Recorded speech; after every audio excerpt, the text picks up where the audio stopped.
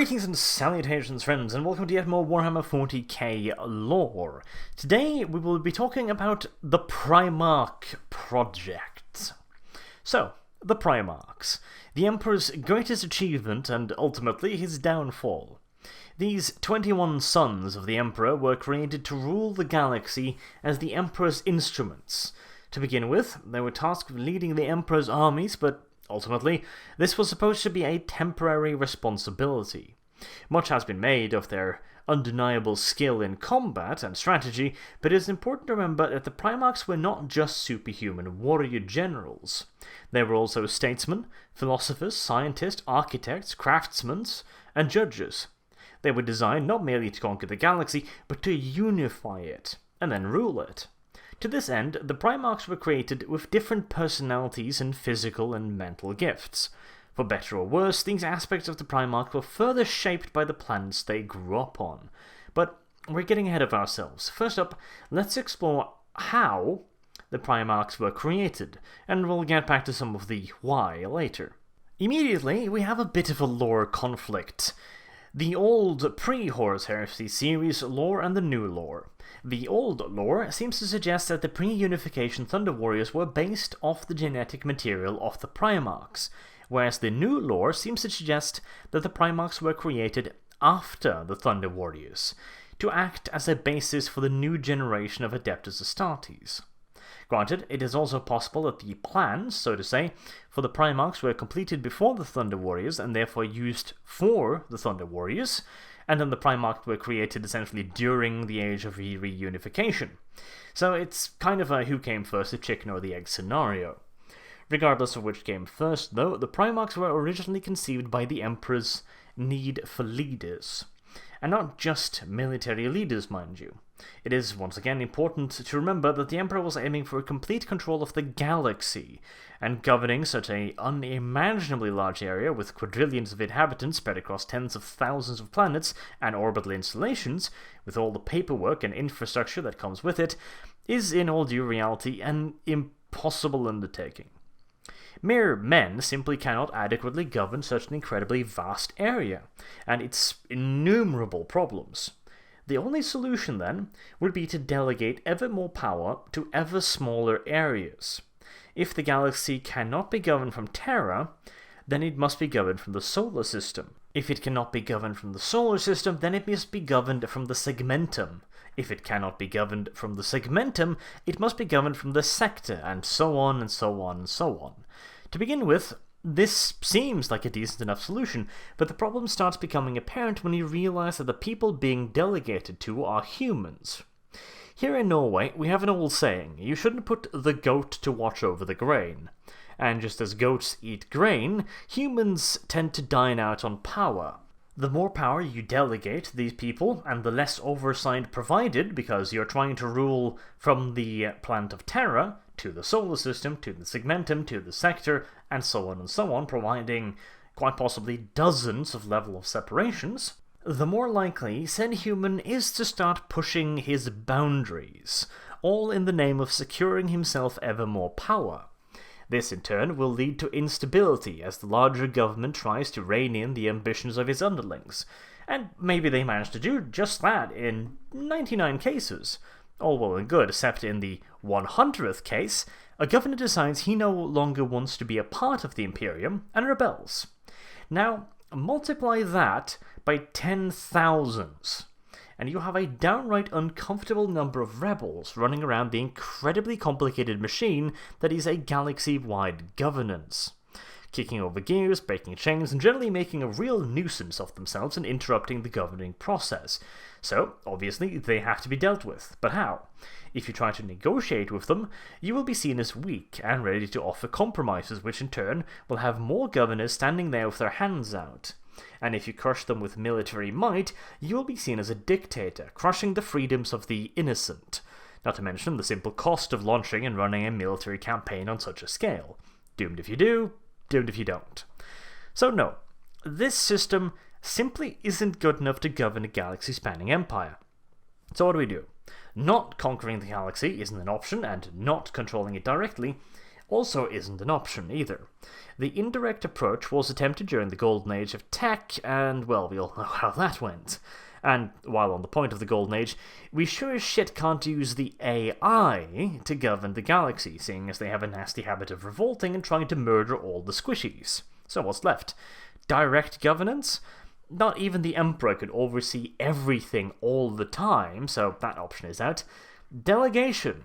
A necessity, almost certainly, and unfortunately, but then we return to the goat and the bag of grain.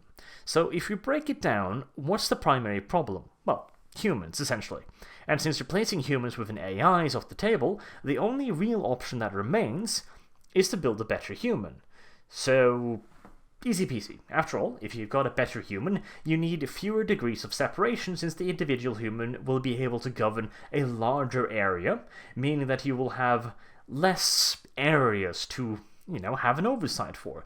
Instead of having 10,000 areas, maybe you could only have 20 areas, which would let the Emperor provide final oversight. Simple enough.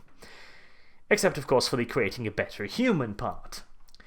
The Emperor certainly had his work cut out for him. Firstly, just making a baseline human is absurdly hard. We back-leg walking monkeys are, despite all evidence to the contrary, quite complex creations. The various plumbing that let us shove food into our face and extract energy from it and thereafter deposit our waste material through another conveniently placed opening is in biological terms incredibly complex. And our brains, again, despite evidence to the contrary, yeah. The human brain is capable of incredible things that even with modern technology, we can't even hope to replicate. And it is this insane, complex, and oft misused formula of parts and electrical discharges that the Emperor would have to not only recreate, but improve upon. A fairly monumental task. And it most certainly was not done in a weekend. It is unclear how long it took the Emperor to create his ultimate beings, and it is also quite unclear in what order he did so. In fact, let's touch a bit closer upon that question. Some sources suggest that the Thunder Warriors were his first working and mass-produced prototypes. Others claim the Thunder Warriors were created as a stopgap measure after the scattering of the Primarchs. And honestly, the various accounts are so wild and self-contradictory that it is quite impossible to say for certain which came first. Personally, I would propose that the Thunder Warriors were created first as a test conducted by the Emperor. A soft release version, if you will, that he could use for bug testing. And after the most obvious problems were solved, like the slight mental problems and the nasty habit of falling over dead at random intervals were solved, the Primarchs were then created from a refined formula. Undoubtedly, this formula was far more refined and further reaching than that used for the Thunder Warriors, which, in my opinion, lends further credence to my theory, as I have a hard time imagining that the Emperor would willingly create an inferior product in the shape of the Thunder Warriors if he had already perfected the Primarchs, and therefore the art of creating the Adeptus Astartes. Granted, the full scope and flexibility of the legions were not needed on Terra, but I still find it hard to believe that the Thunder Warriors' many problems were worth dealing with purely for the sake of subduing Terra. On the other hand, it is possible that the Thunder Warriors were created as a cost-cutting measure, but again, it seems unlikely, so I will continue the video under the assumption that the Thunder Warriors were created first, and then the Primarchs were created sometime during the reunification. Now then, we have a few other inconsistencies to go over, the biggest of which is probably the planet of Molech. You see, it is suggested that the Emperor gained the knowledge necessary to create the Primarchs through the powers in the Immaterium. This suggestion then naturally leads to the assumption that the Primarchs were at least in part created with the power of the warp, either by bending a reality to allow for the creation of such demigods, or by making the knowledge necessary available to the Emperor. This is a bit of a tangled web to unravel, as it starts out with the assumption that the Emperor could not create the Primarchs without the warp. An assumption I am not 100% sold on personally, but let us start with it as a baseline. So, how did the Emperor get the Chaos God's metaphorical phone numbers? Well, we know that on the planet of Molech, there exists a stable rift into the Immaterium. an incredibly rare thing, as it allows someone from the material world to enter the warp, but also bars the immaterium from flowing into the real world. It seems quite impossible that such a thing could have been created naturally, so the assumption then is that either it was created by the Emperor, or by some ancient race long lost. Perhaps the Old Ones made it, or maybe the Chaos Gods created themselves, in anticipation of the Emperor's coming. Personally, I would say there isn't enough evidence for any of these ideas to be considered the one true answer, but I myself am leaning slightly towards the Old Ones did it explanation. Simply because they would have the power to do so, and the old frog people did have a fetish for old life, and it wouldn't surprise me to learn that they viewed the immaterium, much like they did the material universe, as another fertile field in which life could flourish, though life of a slightly unconventional sort. But let us return to the point. We know the Emperor came to Molech during the Great Crusade with Horus, but of course at that point in time the Primarchs were already finished, so he couldn't possibly have had any needs of learning to create what he had already created.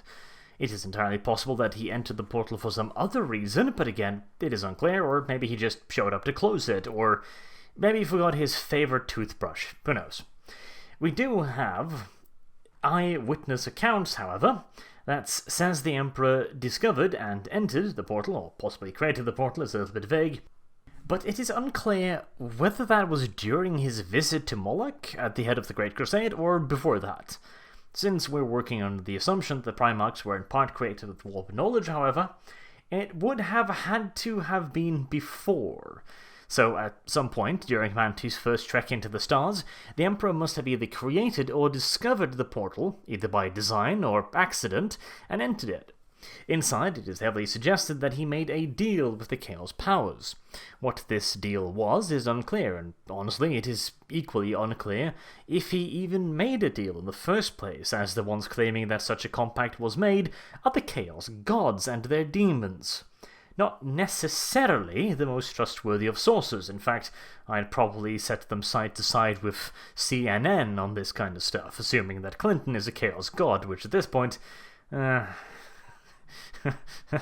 comments.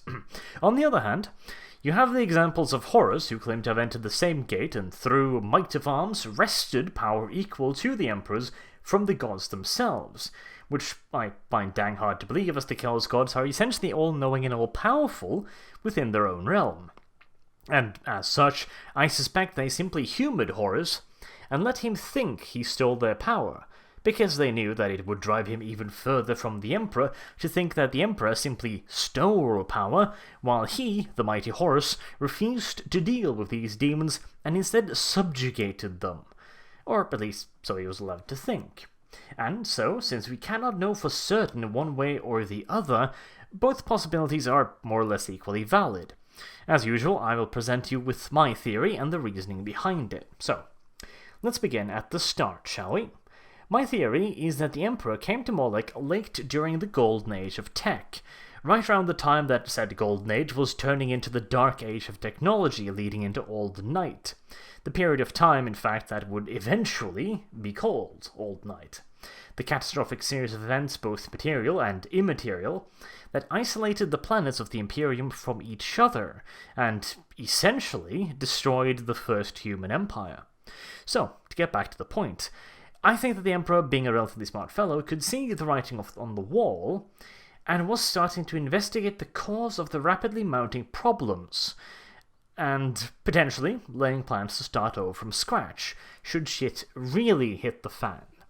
Furthermore, I hypothesize that the Emperor at this point in time was unaware of the precise nature of chaos. He probably knew that he was in some way involved in the ever-growing shitstorm that was currently rocking humanity, but probably had no idea how or why. So what do you do when you don't know the reason why your neighbor is shitting on your lawn? Well, you go ask him, or shoot him, depending on whether or not you're in America. But the Emperor decided on the diplomatic approach, of course. That approach also had some problems, like, for example, how the fuck do you speak to creatures that you not only don't understand, but that live in a completely separate dimension that operate by laws completely separate from the real world? Well, step one is to establish communications, and since cell phone coverage is literally abysmal in the Materium, the Emperor would have to go to talk to them in person. There was still, of course, the small matter of the whole different dimension thing, but again, the Emperor was a smart guy, and it also helped that the Chaos Gods themselves wanted to be contacted.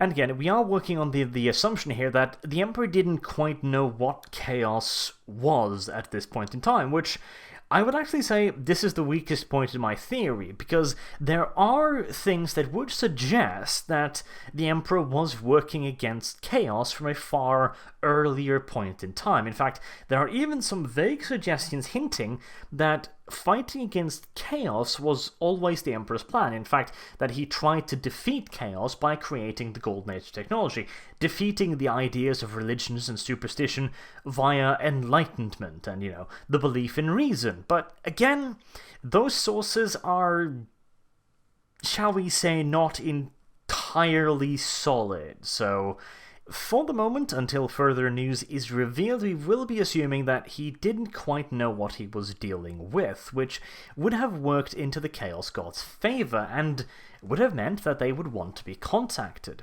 As you see, at this point in time, the Chaos Gods had very little real power over the material universe, and no champions to increase said influence. From their point of view, this curious glow-in-the-dark human was a very promising candidate.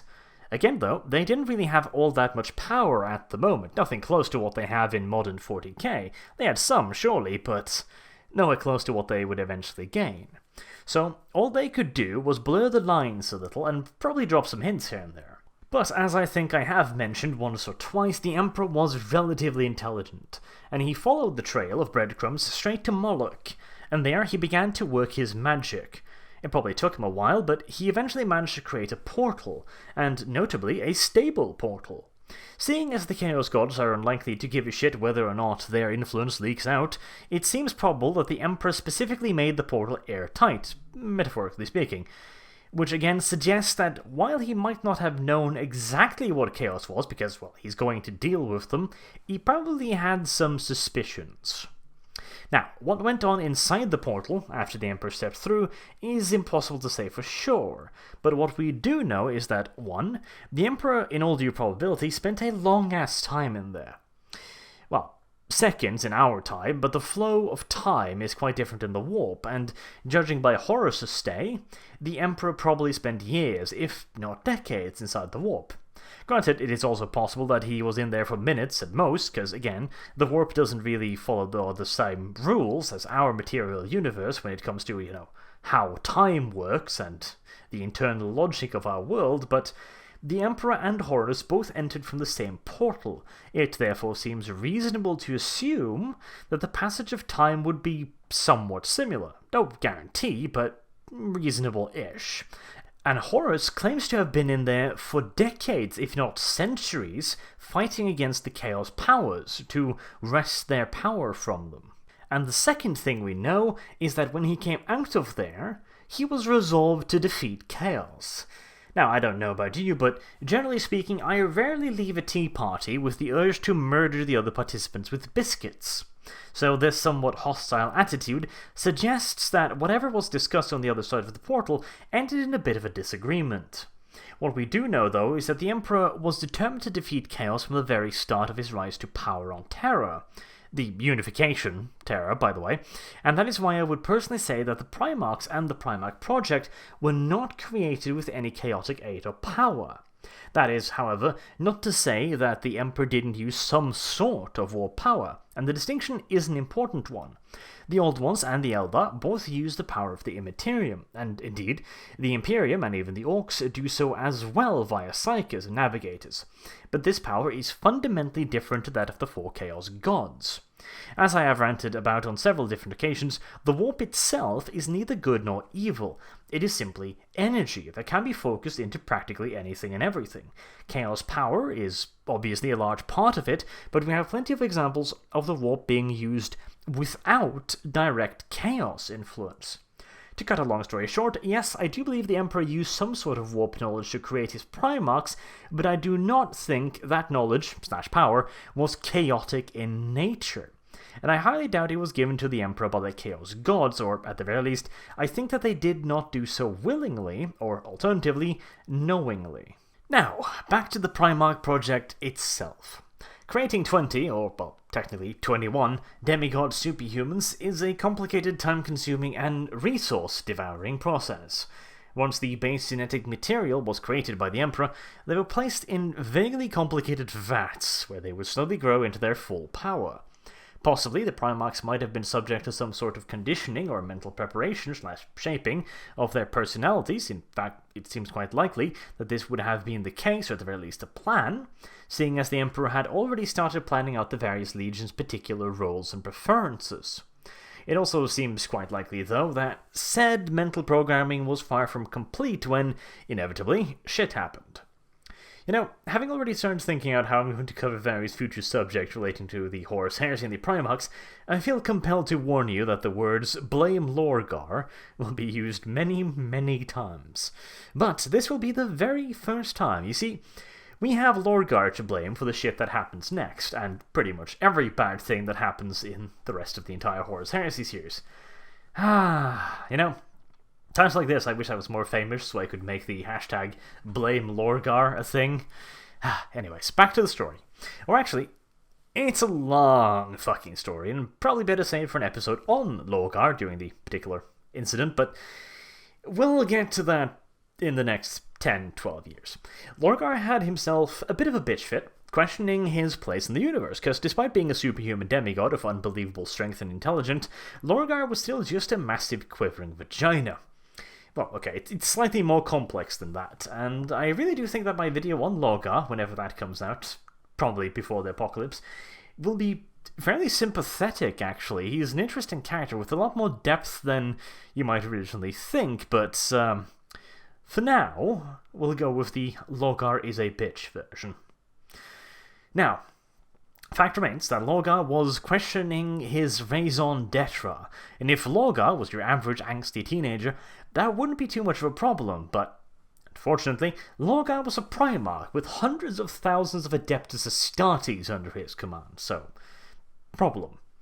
To make a long and complicated story short and sweet, Lorgar wanted to know if gods existed, and was informed by some of his closest advisors that if gods did exist, they knew where to find them. By the way, kids, never trust a man that tells you that he knows where you can find God. He's usually not a good person. And in this case, it just so happened that the place that the gods could be found in would later come to be known as the Eye of Terror. This is where Lorgar's story really gets interesting, but again, as that's not really the story we're covering here, you'll have to wait for that part. For the moment, all you need to know is that Lorgar sent several of his favoured sons into the Maelstrom, where they got in contact with some of the Warp's inhabitants, having essentially travelled from the material universe into the Warp. The kind and gentle creatures of the Warp decided to give Lorgar's sons the information they so fervently sought, and only slightly augmented the truth. And then we have a bit of an oddity. The demon the word-bearers were conversing with apparently transported them through time and space back to the Emperor's laboratory in Terra during the creation of the Primarchs. At the time, the Primarchs had just started their growing cycle inside their vats.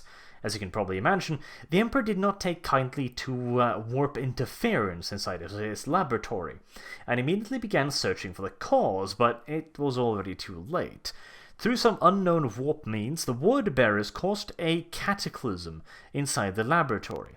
Or actually, to be fair, it's unclear if the word-bearers were the direct cause, or if they were simply tools manipulated by the Chaos Gods, or if all of this happened entirely by coincidence. Regardless, all the growing vats containing the Primarchs were sucked into a chaos-created vortex, and shunted millions upon millions of miles away from Terra. In all due likelihood, the Chaos Gods, or possibly some fail-safe put in place by the Emperor, ensured that the Primarchs were teleported to various inhabited planets. More specifically, planets that were already inhabited by the remnants of the old human republic. Considering just how small a target said worlds are in comparison to the vastness of the galaxy, some form of guidance system must have been in place.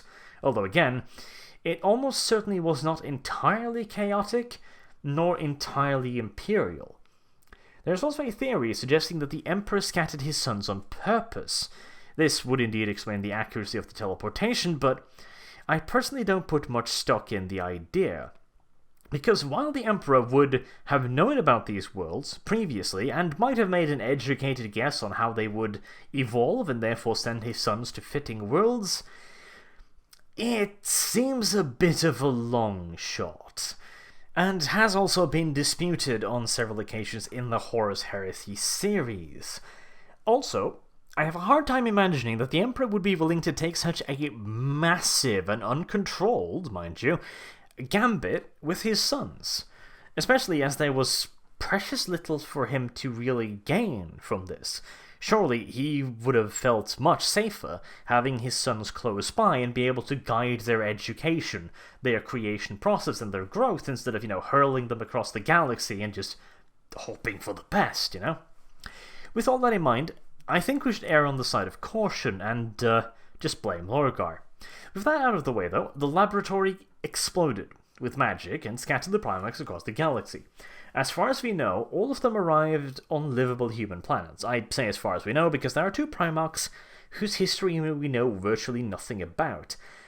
And so it is possible that they may have died, or that one of them have died, because one of them did return to the Imperium, but was later expunged from Imperial records, for reasons we don't know about. It is suggested, though, that they were rediscovered, both of them, by the Emperor during the Great Crusade, and fell prey to some sort of foul fate later in Imperial history. Now, as a result of growing up on different human worlds, the Primarchs of course developed quite differently, many for the better and many for the objectively worse. Almost all of them grew to dominate their adopted homeworlds, thanks to the fact that they are twice the size and a bajillion times as strong and smart as any other human. The only one that, despite all of these overwhelmingly OP abilities, managed to fuck that up was Angron, the whiny son. All of the non-fuck-up Primarchs were in some degree or another shaped by their environment, adopting much of the custom and culture of their new home. Some did it willingly and enthusiastically, and others did it simply to fit in and to help them gain control over the planet. In this case, Russ is a particularly fascinating example, but, well, we'll get into that some other time. Furthermore, the Primarchs' legions would be shaped by these new homeworlds, as many of their recruits would be drawn from these planets once they were rediscovered, as well as their original Terran stock. Usually, the mixing of the original Terran legionnaires and the new stock went smoothly, but in some cases, it was partially disastrous. In the case of the whining son, for example, Angron remained butthurt about his massive and entirely self-created fuck-up to the point where he grew to hate his legion for his fuck-up, ergo the name the Whining Son. On the completely opposite side of the spectrum we have Magnus and his 1,000 sons, a legion and a Primarch that fit each other perfectly. You could in fact even argue that the Emperor scattered his Primarchs specifically so that they would gain this life experience and create bonds with their future legions. But considering the rather abysmal success rate and the fact that the Emperor was not a complete moron, I still find this hard to imagine. And then we have the last and presumably somewhat improvised phase of the Primarch project, namely going to fetch the now scattered Primarchs. Besides the tiny little endeavour of creating a war machine fleet capable of traversing the galaxy and brutalizing its various inhabitants into submission via the bigger stick argument, the Emperor now had to locate 21 needles in a galactic-sized haystack. And then he had to talk the 21 needles into giving up their homeworld and all their current hopes, dreams, and plans, and join their softly glowing father in rampaging across the galaxy with chainsaws and flamethrowers. And while that may sound like a dream profession to begin with, you have to remember that at the time the various Primarchs had already conquered their own little planets, thereby becoming undisputedly the biggest fishes in their particular pond. So to them be told, actually, your pond is a tiny pond, and you are a mackerel. I, on the other hand, identify as a blue whale, can be a pretty harsh message to get. And on top of that, the Emperor's idea of racial superiority, the abolishment of all religious creeds, and the outright murder of all things not human could by some people be considered a little bit extreme. To make matters worse, the Primarchs had had time to grow up and be shaped by the environment, making it even harder to remold them into what the Emperor needed. Perfect example of this is Conrad Curse, whom I have already covered. He was supposed to be the Emperor's judge, a perfectly impartial arbitrator, with flawless knowledge of the law and the strength to enforce it. Unfortunately, Conrad's upbringing, or lack thereof, had irreversibly skewed his perception, and while he still might, theoretically, act as an impartial judge, he had no sense of proportion or empathy, and would punish even the slightest infraction with a torturous death. On the other hand, some grew to be perfect for their assigned roles. Russ became the savage watchdog the Emperor needed, and he was very good at playing the part, and perhaps more importantly, he was playing a part. Russ is far more sophisticated than most people give him credit for. Regardless, the Primarch project was officially concluded with the rediscovery of all the Primarchs.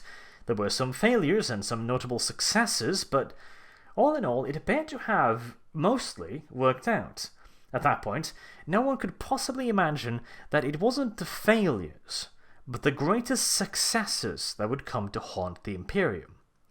But that is a story for another time. Until then, I have been Arch. Thank you very much for listening, and I do hope to see you all again soon. Have a good day.